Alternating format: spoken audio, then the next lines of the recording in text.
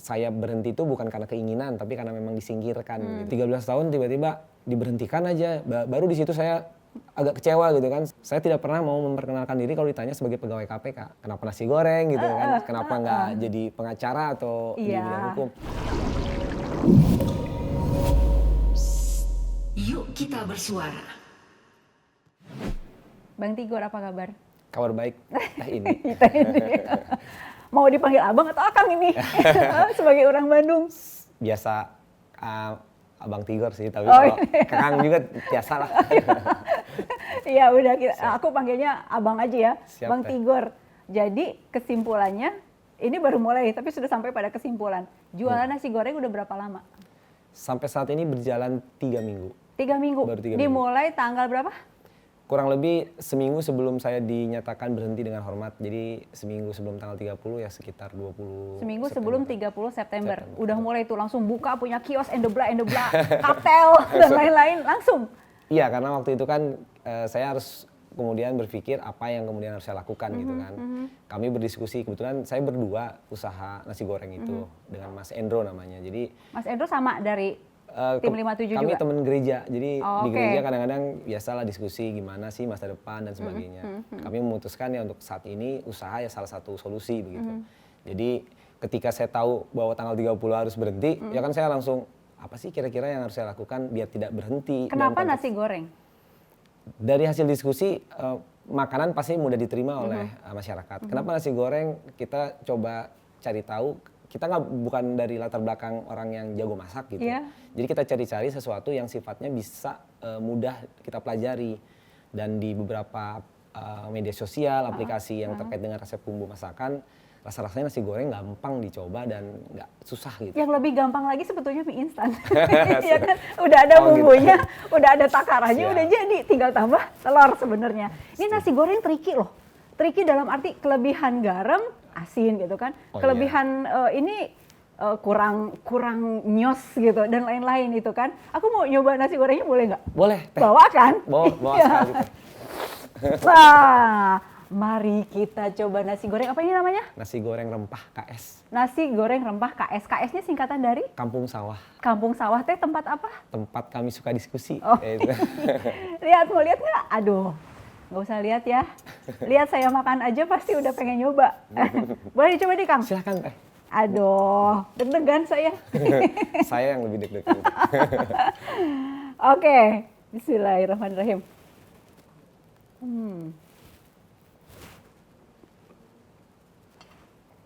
Deg-degan? Deg-degan, Teh. Aku sih suka. Aku habisin dulu, nunggu sampai habis.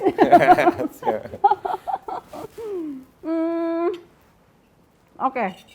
Di sini yang bagian atas yang hitam-hitam itu Ati ampela. Ya. ati ampela ya. Terus ada telurnya kayaknya ya. Iya, ada telur. Ada telurnya, terus campurannya kayak cabe gitu. Bikin jam berapa ini tadi? Ini jam 9 sebelum kesini.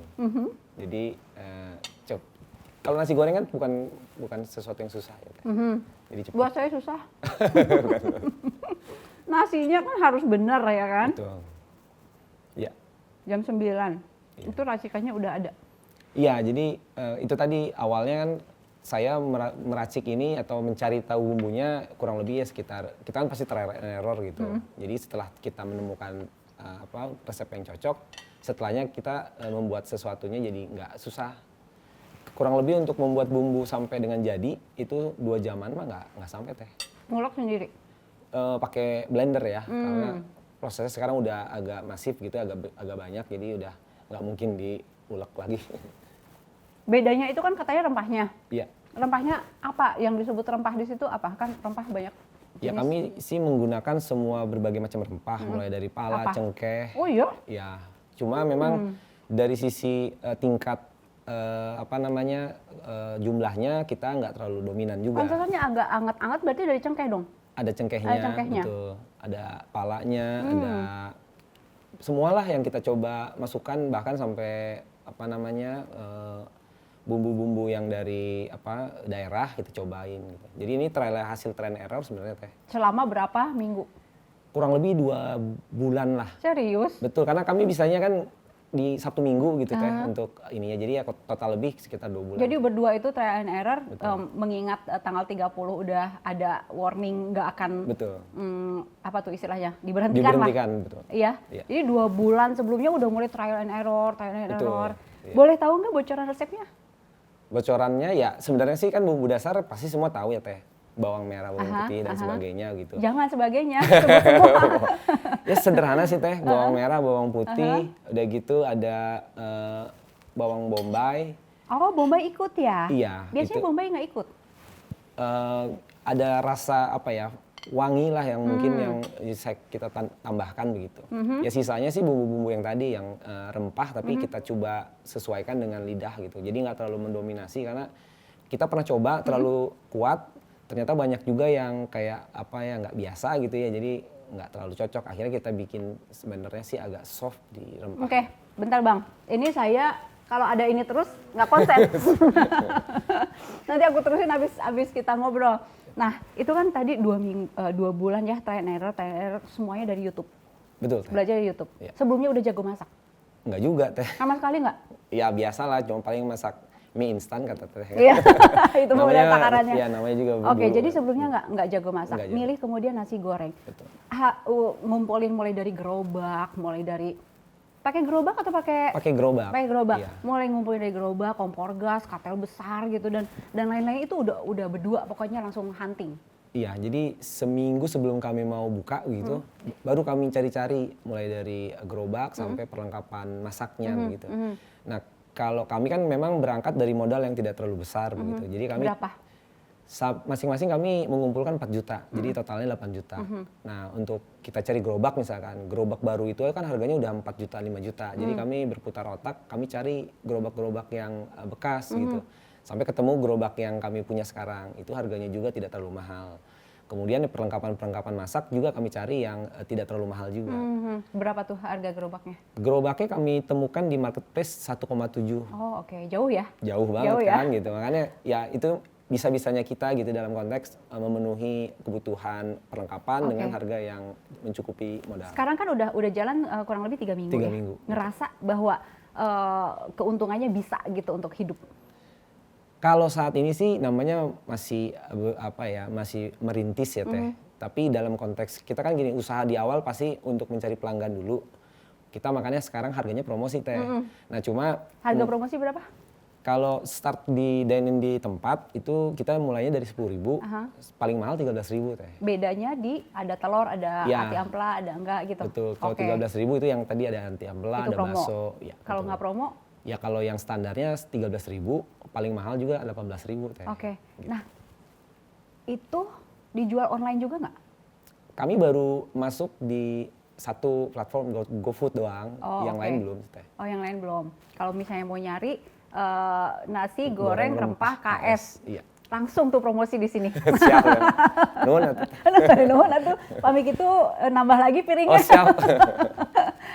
Enggak, oke. Nah, melihat kan merintis, ngelihat bahwa ini bakal jadi pegangan hidup nggak atau masih pengen balik lagi ke salah satu institusi? Kalau ini tadi ternyata usaha itu adalah salah satu sumber penghasilan yang bisa kita jadikan juga sebenarnya apa ya bahasanya tuh salah satu penghasilan yang menguntungkan juga dalam konteks. Nah, kalau saya pribadi bekerja di KPK kemarin kan memang lembaganya sangat berisiko lah gitu. Nah makanya kemudian kita waktu dari awal juga saya pengennya sih usaha gitu. Artinya ketika terjadi sesuatu dengan lembaganya, dulu yang digoncang kan lembaganya teh. Iya. KPK dibubarkan dan sebagainya. Kita juga sempat berdiskusi dengan keluarga kan, bagaimana kalau kita udah nggak produktif, ternyata lembaga dibubarkan. Makanya dari dulu tuh dari awal pengen usaha, tapi baru terrealisasi ya sekarang gitu. Nah, artinya ketika kita punya usaha, pekerjaan itu kan menjadi sesuatu yang bukan lagi mendominasi begitu teh. Jadi kita mau melakukan apapun kita jadi lebih tenang. Nah, pertanyaannya apakah saya akan melanjutkan? Ya tentunya kompetensi latar belakang dan pengalaman di bidang hukum ya saya ingin lanjutkan begitu teh. Oke. Jadi sampai saat ini karena masih proses ya saya sih senang dengan usaha ini aja dulu lah sebelum nanti menemukan tempat yang sesuai dengan tadi kompetensi. Iya, tadi kan bidang hukum ya S1-nya kan hukum Unpar ya Iya. kan, S2-nya hukum UI UI, gitu. iya. Jadi masih pengen nerusin itu. Tentu teh. Ya kan? Polri kan buka tuh. Iya. Mau nerima kan? Mau nerima yang teman-teman dari KPK yang 57 itu kan untuk dijadikan ASN di Polri. Mau. Kalau tawaran itu jujur itu sangat saya hargai gitu, teh. Saya sangat senang begitu. Tapi kan sampai saat ini teknis, proses maupun mekanismenya kan masih terus digodok lah katakanlah oleh internal Polri. Nah sebelum itu disampaikan kepada kami atau pada saya begitu ya, saya mempelajari ya tentunya saya belum bisa bilang diterima atau tidak gitu teh. Bagian mana yang mau Bang Tigor mau terima atau tidak? Misalnya kalau tidak seperti apa bagian mananya gitu? Ya tentunya apakah Belum jelas ya? ya tentunya kan kita harus tahu bahwa kita ini kan punya keinginan untuk terus berkontribusi dalam pemberantasan korupsi gitu. Itu juga kan masih belum jelas di mana tempatnya, bagaimana nantinya begitu. Bahkan sampai regulasi saya mau ditempatkan juga kan harus, saya juga tidak mau nanti malah melanggar dan sebagainya. Itu kan proses itu masih terus digodok oleh internal Polri. Fokus Bang Tigor tetap kepinginnya di pemberantasan korupsi. Saat ini sih tidak juga teh. Oh, enggak. Kalau saat ini malah saya ingin lebih luas lagi gitu. Jadi ilmu hukum yang tadinya hanya fokus di pemberantasan bisa saya lebih tingkatkan lagi untuk kedepannya begitu. Karena kan selama ini pemberantasan korupsi kan lebih kepada ilmu-ilmu pidana begitu atau konteksnya sekarang memang lebih berkembang korporasi regulasi-regulasi yang ada kaitannya dengan pemberantasan. Iya. Hukum bisnis dan sebagainya memang dipelajari juga tapi kan tidak terlalu intens. Nah kedepannya saya ingin bekerja di bidang hukum tapi ya tentunya dengan nilai-nilai pemberantasan korupsi tetap ada. Abang kan dari 2008 ya? 2008. Sampai dengan 2021 itu 13 Tahun. tahun berapa bulan gitu ya? 3 bulanan lah teh. Sepanjang 13 tahun. Ngerasa bahwa kerja di KPK itu sesuatu yang yang berat, menyenangkan, atau lebih ke tantangan, atau lebih ke menakutkan? Saya sih melihat bekerja di KPK itu atau merasakan bahwa itu adalah sesuatu yang menyenangkan gitu. Jadi 13 tahun itu nggak saya rasakan gitu. Jadi tiba-tiba udah 13 tahun aja betul, gitu? Betul gitu, 13 tahun tiba-tiba diberhentikan aja. Baru di situ saya agak kecewa gitu kan. Bukan hanya kecewa tapi sedih juga gitu kan. Kenapa saya bilang menyenangkan? Karena pertama saya bekerja di latar belakang ilmu saya yaitu hukum. Sesuai. Kedua, lingkungan terkait di KPK itu sangat mendukung saya untuk berkembang dan maju gitu. Di KPK sendiri kita tidak dibatasi untuk belajar. Kita dibebaskan bahkan sampai menimba ilmu keluar dan sebagainya kita sangat didukung begitu. Kedua, teman-teman kita sangat kompetitif dalam konteks bidang keilmuan. Jadi diskusi-diskusi kalau saya nggak memahami gitu, wah saya mendingan diem teh karena orang-orangnya sangat intelektual gitu. Jadi di situ kan kita dituntut untuk terus meningkatkan diri ya teh. Yang ketiga tentunya ya nilai-nilai KPK yang sangat kita ketahui gitu teh. Zero tolerance, kita tidak boleh bertindak sewenang-wenang dalam konteks apapun gitu.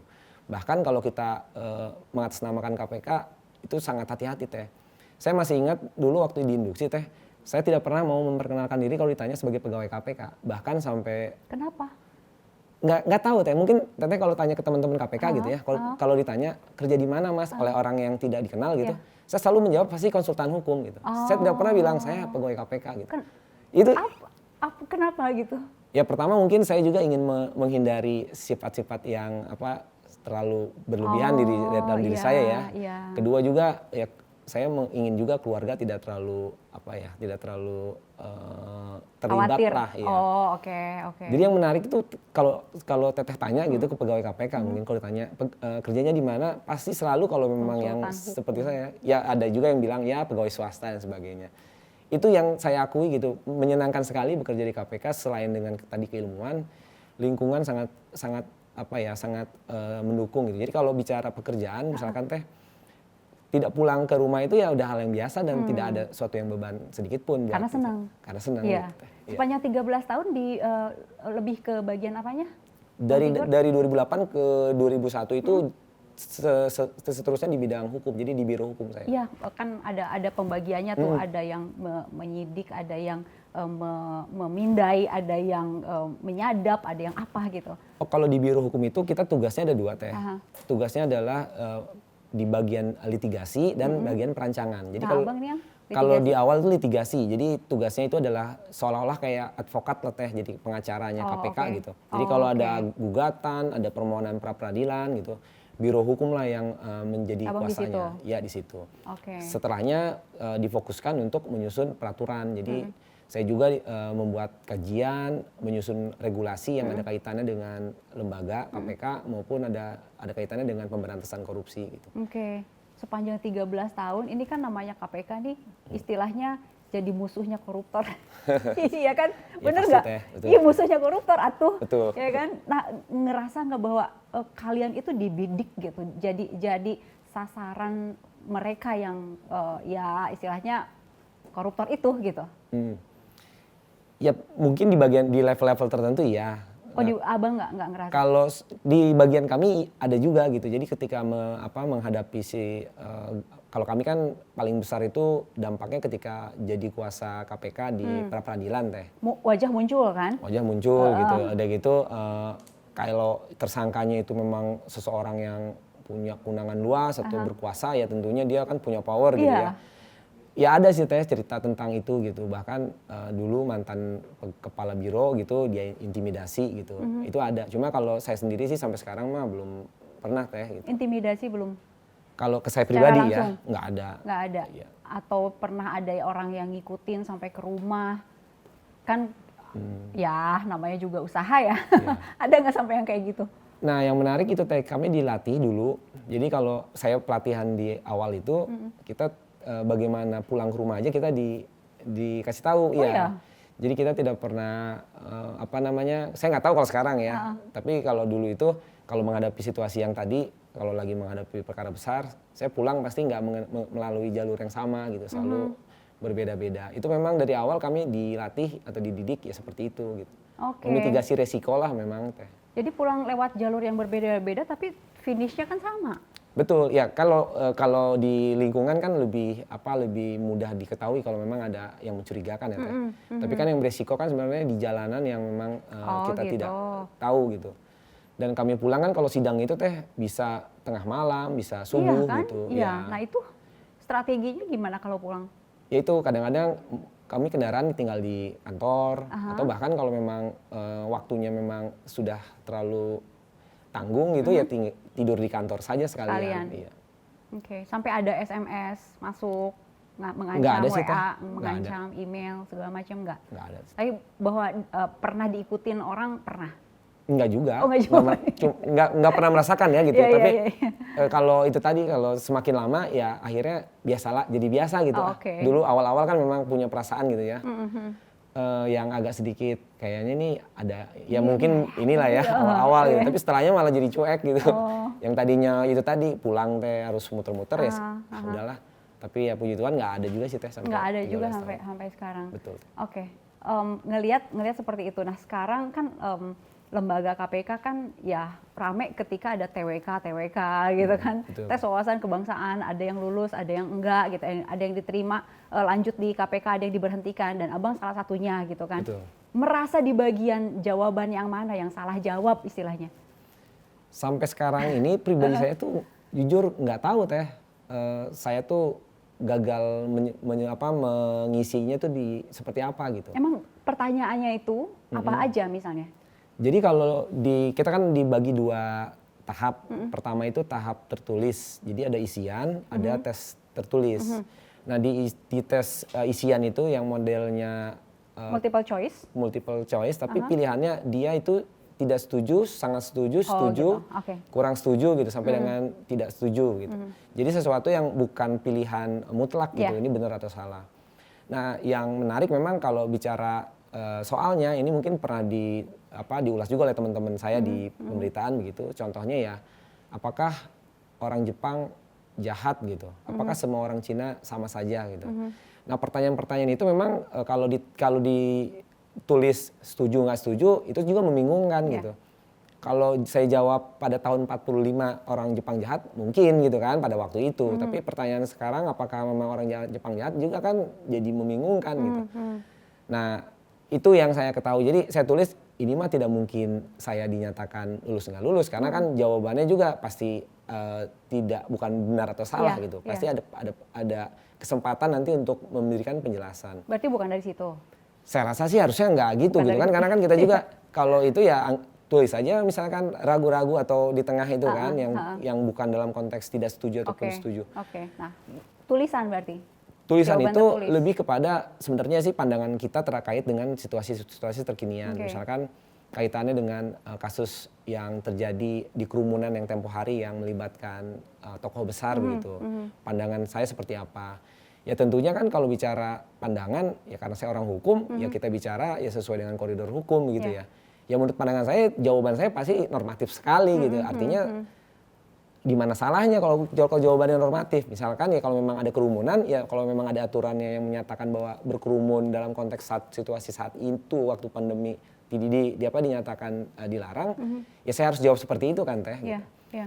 Nah, saya juga merasa bahwa jawaban-jawaban tertulis saya harusnya sih sesuatu yang normatif dan normal, tidak ada yang hal Jadi yang mungkin tertulis juga enggak. harusnya ya teh. Multiple choice juga enggak. Iya. Ada wawancara langsung. Ada wawancara. Nah, itu ditanya apa aja? Di wawancara ini yang menarik adalah waktu itu saya tidak tahu siapa yang mau wawancara saya karena tidak memperkenalkan diri gitu. Oh ya, wajah? Ada wajahnya mah, maksudnya dia sudah di ruangan, saya disuruh masuk, tapi dia langsung mempertanyakan soal-soal yang dia harus klarifikasi ke saya. Nah, pada waktu wawancara itu kan melihat wajahnya. Selama kerja di KPK sering ketemu Jadi sama orang yang mewawancara. enggak, jadi kan Oh, itu kan enggak. asesor dari luar begitu. Oke. Nah, yang saya tahu memang asesor itu biasanya kan kita duduk, dia pasti memperkenalkan diri gitu. Kalau kami biasanya gitu ngelihat masuk ruangan pasti kami memprofiling juga ruangannya. Di situ kami tidak menemukan adanya kamera. Harusnya kan namanya wawancara kan kita di minimal ada bukti audiovisual begitu. Yeah. Ini enggak. Jadi kita cuma duduk kayak ngobrol-ngobrol aja teh gitu. Dia nanya-nanya gitu, saya jawab. Dia juga nggak nulis apa yang saya jawab gitu. Jadi ya semua seolah-olah masuk di otak dia aja gitu. ya makanya saya bingung gitu kan. Memang seperti itu gitu karena kan saya juga beberapa kali mengikuti proses asesmen kan. Dia pasti akan menulis sesuatu jawaban saya yang mungkin menurut dia penting gitu. Itu kan menjadi bahan dia kan. Ada hasil catatan, Betul. ada hasil video, audio juga betul. biasanya begitu. Iya, ini mah nggak sama sekali gitu. Jadi kita kayak orang ngobrol. Sesi wawancara itu sekitar 45 menit. Di dalam sesi wawancara itu yang menarik adalah ketika dia membuka mungkin dokumen riwayat hidup saya begitu, dia bilang, saudara kan ini S1 udah S2 lagi kan, wah kalau saudara ini kalau kerja di luar mungkin bisa langsung diterima banyak nih. Saya kan bingung maksudnya apa gitu diterima oleh banyak tempat kan. Saya bilang apakah memang maksudnya saya nggak lolos ya, ini tanda buat saya ya gitu. Dia bilang, oh enggak, lulus nggak lulus mah bukan kami gitu yang menentukan. Keceplosan apa gimana ya? Ya, saya juga bingung gitu, saya nggak tahu gitu kan. Tapi menurut pandangan saya hasil wawancara juga itu saya menjawab sesuatu yang normatif juga. Ada gitu. pertanyaan yang agak aneh kan, ada beberapa pertanyaan yang saya baca di berita-berita soal apa istri kedua dan lain-lain gitu. Ada pertanyaan yang aneh? Saya nggak ada Waktu malah. wawancara langsung? Nggak ada, karena kan saya agama Kristen gitu. Nggak mungkin ditanya-tanyain yang sifatnya ekstrim gitu ya. Paling ada satu yang mungkin itu juga saya bisa jawab, ya kaitannya dengan waktu penyusunan rancangan undang-undang KPK. Kan memang di Biro Hukum kami kan diminta untuk coba dong kaji analisis bagaimana sih dampak dari nantinya pemberlakuan undang-undang KPK yang baru gitu. Dulu masih rancangan ya.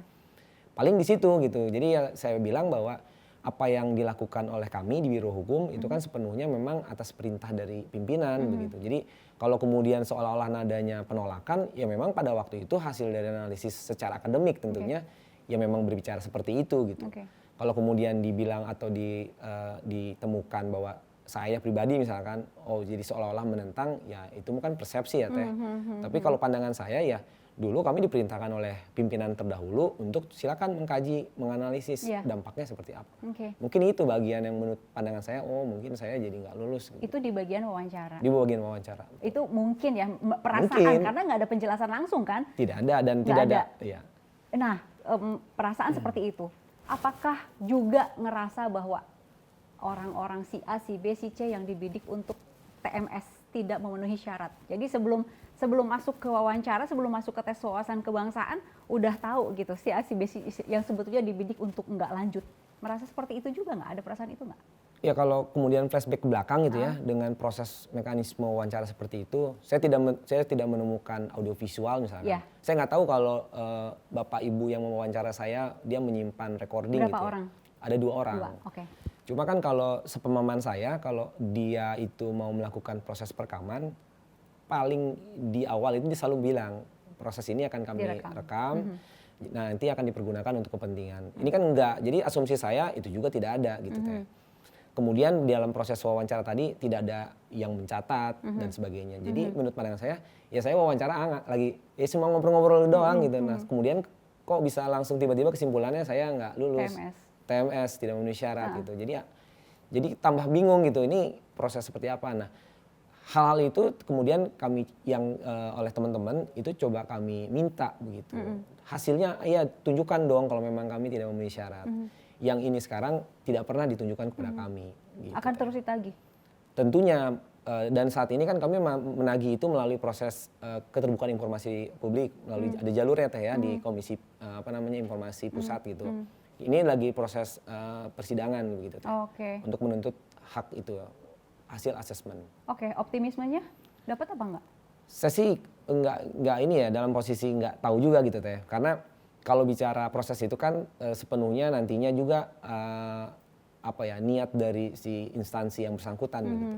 Katakanlah dinyatakan ini bukan informasi informasi rahasia begitu. Jadi harus dibuka. Dibilangnya informasi rahasia gitu. Tidak. Informasi rahasia. Enggak dikasih karena informasi rahasia. Ya, jadi ada urusannya intelijen gitu atau enggak? Jadi ada 2 gitu, informasi yang dikecualikan bahasanya teh. Informasi yang dikecualikan itu berarti informasi yang tidak bisa disampaikan kepada khalayak umum atau publik. Pribadi juga tidak bisa disampaikan. Itu yang kemudian kami minta, karena di dalam undang-undang itu sepanjang itu yang meminta pribadi yang bersangkutan itu harusnya sih dibuka. Jadi kalau saya meminta untuk informasi terkait saya atau saya juga mendeklar ya silakan dibuka, ya itu bukan lagi sifatnya dikecualikan gitu teh. Cuma ada beberapa hal yang memang menurut pandangan mereka begitu itu informasi rahasia, itulah yang kemudian sedang disidangkan begitu. Ngerasa apa sih kayak sempat menentang pimpinan nggak gitu? Atau sampai Bang Tigor salah satu yang TMS tidak memenuhi syarat? Kan tadi multiple choice kayaknya enggak ya gitu. Terus jawaban tertulis juga kayaknya enggak gitu. Cuman wawancara masuk ke otak pewawancara doang gitu. Kalau misalnya sudah dibidik, ditarget si A, si B, si C, ngerasa pernah melakukan sesuatu nggak yang bertentangan sama pimpinan? Kalau kita kan bicara di 2019 ya teh, pimpinan berganti.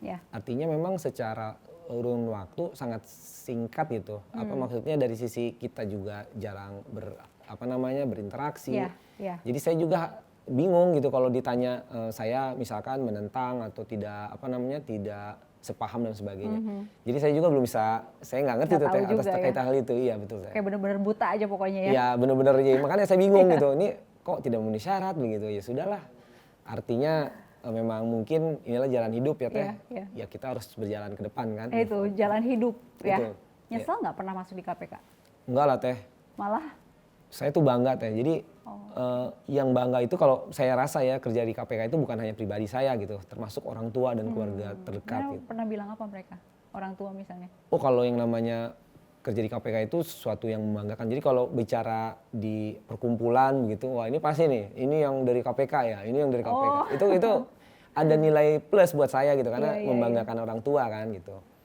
Jadi yang agak sedihnya itu di situ juga ya tapi kan saya mau mencoba memberikan pemahaman juga ke orang tua. Ya sudahlah. Ibu bilang apa ketika Bang Tigor salah satu yang TMS?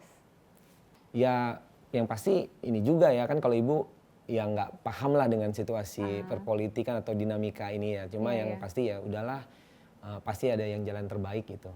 Kalau ayah mungkin iya, kalau ayah sih sejak awal gitu, sejak saya jadi tidak memenuhi syarat, kemudian dinyatakan tidak dinonjobkan begitu, kan saya sudah berbicara sama ayah saya bilang kayaknya sebentar lagi nggak di KPK begitu karena ada proses yang kemarin nggak lulus.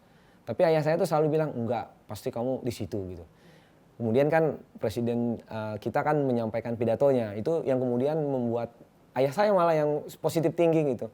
Tuh kan, bener kan begitu. Dan saya bilang, oh nanti tunggu saja kalau memang hasilnya saya di situ, itu baru kita bisa senang gitu. Kalau sekarang mah tunggu aja dulu. Dan setelah itu kan ya ternyata 57 orang tidak memenuhi kualifikasi untuk dapat dibina. Ya salah satunya saya. Jadi ya otomatis ya sudahlah gitu.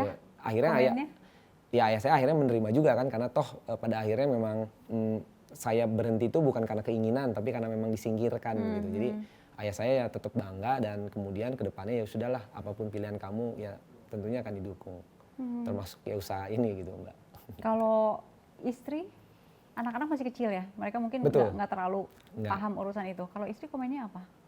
Kalau istri kembali ke saya gitu ya. Memang istri saya juga bingung gitu dengan kondisi semua ini, karena kita kan, saya kalau pribadi sama istri berpikir ya sampai pensiun akhir hayat ya saya di KPK gitu, ya saya mengabdi di sana gitu. Tapi kan rencana berkata lain gitu. Jadi istri juga bingung awalnya, loh kok bisa begini, dan kita kan namanya juga masih membina rumah tangga di usia muda kan, punya harapan, punya hal-hal yang sifatnya juga masa depan begitu teh.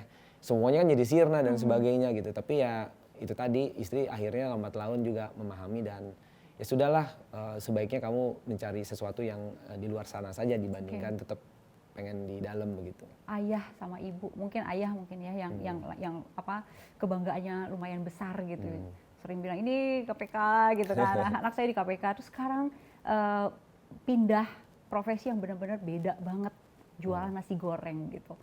Ayah pernah ngomong apa soal ini? Jujur belum pernah ketemu lagi gitu. Serius? Iya, karena kan ayah di Bogor ya, saya di sini. Tapi telepon, WhatsApp, call ya, apa gitu? Kalau untuk nanya secara tadi detail ya belum. Tapi kan di awal saya sudah bicara, saya mau usaha dulu lah sebelum saya menemukan tempat yang baru. Ya ayah sih ya sudahlah, yang penting apa yang kamu lakukan itu bisa menghasilkan juga. Udah tahu berita-berita bahwa Bang Tigor? Sudah, akhirnya. Pada akhirnya sih udah teh. Ya akhirnya ya bangga juga gitu ya, sudahlah itu. Ya tadi awalnya kan kenapa nasi goreng gitu kan, kenapa nggak jadi pengacara atau di bidang hukum. Saya bilang ya sekarang masih proses teh.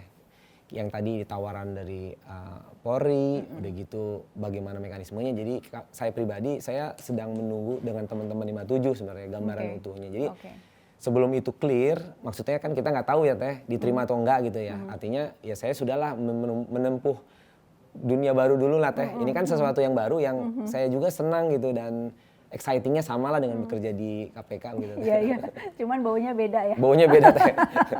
Yang pasti fisik, aduh teh. Yang pasti apa? Fisik lelah ya? Beda kan. Gitu. Kalau yang di satu sisi mah, kalau analis kan jadi pikiran ya teh. Otak yang capek. Kalau di dunia kuliner ya fisik teh, dari pagi udah harus persiapan gitu. Iya. Kalau di KPK mah baunya bau uang gitu ya. Kalau ini baunya bawang. Sama-sama ukuran belakangnya ang gitu. Ang, siap. Next, harapan pemberantasan korupsi apa dari Bang Tigor?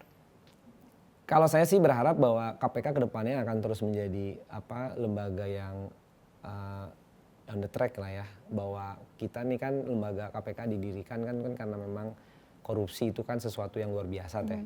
Nggak bisa itu pemberantasan korupsi dengan cara-cara biasa. KPK lah kemudian dibentuk. Jadi kalau kemudian KPK-nya jadi biasa, ya bagaimana memberantas korupsi yang luar biasa gitu. Jadi saya berharap KPK terus menjadi lembaga yang luar biasa. KPK itu bukan hanya terkait pimpinan gitu. Jadi pimpinan kan berganti satu periode teh. Tapi pegawainya itu yang akan selamanya menjadi agen atau menjadi tulang punggung dari pemberantasan korupsi. Jadi saya sih berharap pada teman-teman yang di KPK sekarang terus akan berjuang gitu dalam konteks pemberantasan korupsi dan tidak berubah, walaupun sekarang bajunya udah jadi PNS ya teh. Tapi bukan berarti jadi PNS proses atau pemberantasan korupsi jadi sesuai, ya udahlah sesuai gitu. Yang bayar. Ya pasti harusnya sih tetap mereka akan menjadi lebih baik lagi teh. Oke. Hatur nuhun Bang Tigor. Sama-sama teh. Nasi gorengnya saya lanjut lagi. Ya, hatur nuhun. Thank you sudah hadir. Siap teh.